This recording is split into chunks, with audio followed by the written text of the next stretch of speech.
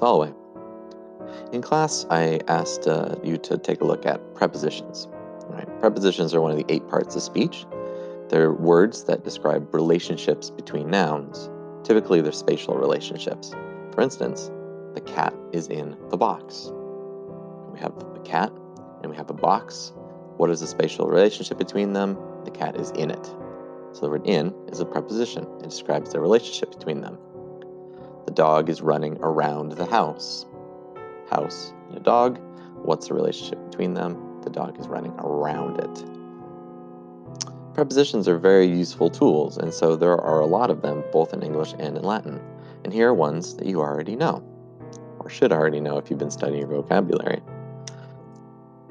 Lots of them, and we use them all the time.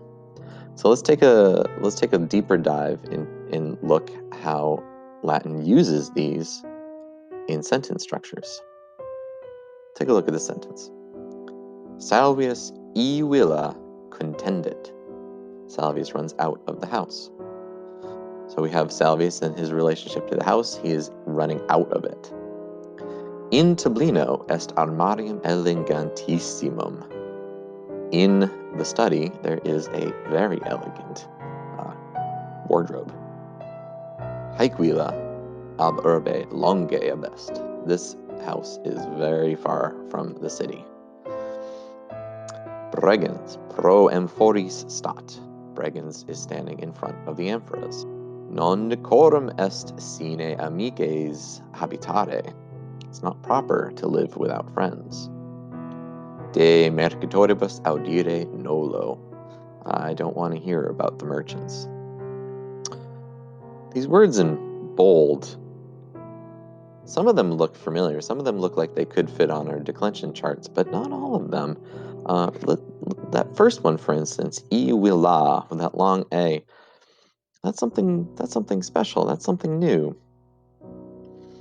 These things are called ablatives. The ablative case is used with certain prepositions, not all prepositions. In fact, there are really only 6 that govern the ablative case. They are ab, means away from, cum means with, de means down from, ax means out of, pro means in front of, sine means without. That's really about it. There is a special one, and I'll show you that one momentarily. But now let's take a look at our entire declension chart, now that we can add in this ablative.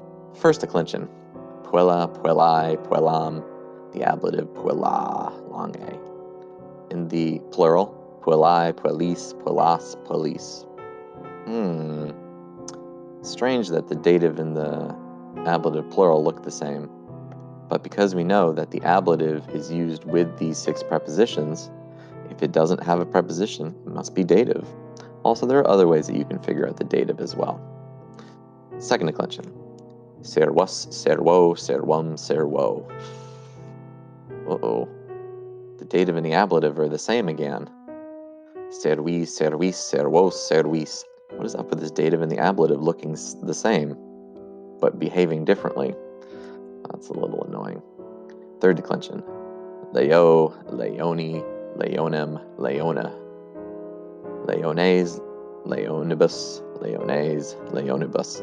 Again, dative and the ablative and the plural look the same. So because they look the same, we're going to have to use other context clues in order to determine which one they are. And for now, the easiest context clue is whether or not there is one of these 6 prepositions. Ab, cum, de, ex, pro, sine. But wait. There are more than 6 prepositions. In fact, there are a lot of prepositions.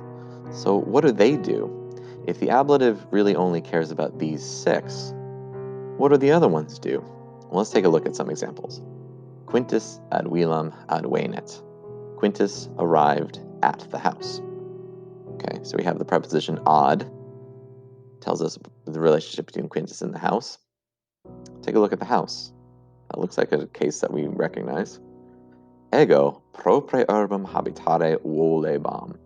I wanted to live near the city. Near is a preposition. It tells us the relationship between me and the city. Vilicus per ordines ambulabat. The overseer was walking through the rows. Through is a preposition. Through the rows. Ordines. What's ordines in? So the rest of the prepositions take a familiar case. The rest of the prepositions take the accusative case. So prepositions, the ones that we were looking at earlier, apud, cercum, ad, inter, per, trans, prope, etc., etc., etc. The rest of them will take the accusative. Prepositions of motion towards something take the accusative. Prepositions motion away from take the ablative.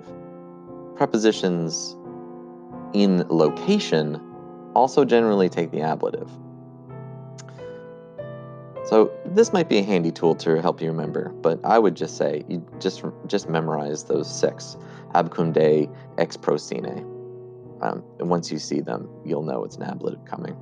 Look, there's a special case with the word in, because it can go back and forth. It can toggle between ablative and accusative. And there's a special translation when we use it with the ablative than when we use it with the accusative. So, for instance, Caecilius in horto sedet. Caecilius is sitting in the garden. Right? Horto is the ablative. He is in a static location. He's just sitting there. And so in, we translate it as in. In fact, we saw this way back in stage 1 with Cerberus in mensa stat. Cerberus stands on the table. Quintus in triclinio bibit. Quintus is drinking in the dining room. We've seen ablatives all the way back in stage 1. So that means in or on. It's a static location. Let's try another example. Salvius quintum in tablinum duxit. Salvius led Quintus into the study. Well, tablinum here is accusative. And how did we just translate that? He led him into, motion towards. So when we have in plus an accusative, we're back to that motion towards thing again. The ablative case is one of the most powerful in the Latin language. It doesn't seem so right now, but consider just how many prepositions there are. And these 6 that I give you, away from, with, down, out, in front of, without, how often do you use those words in English?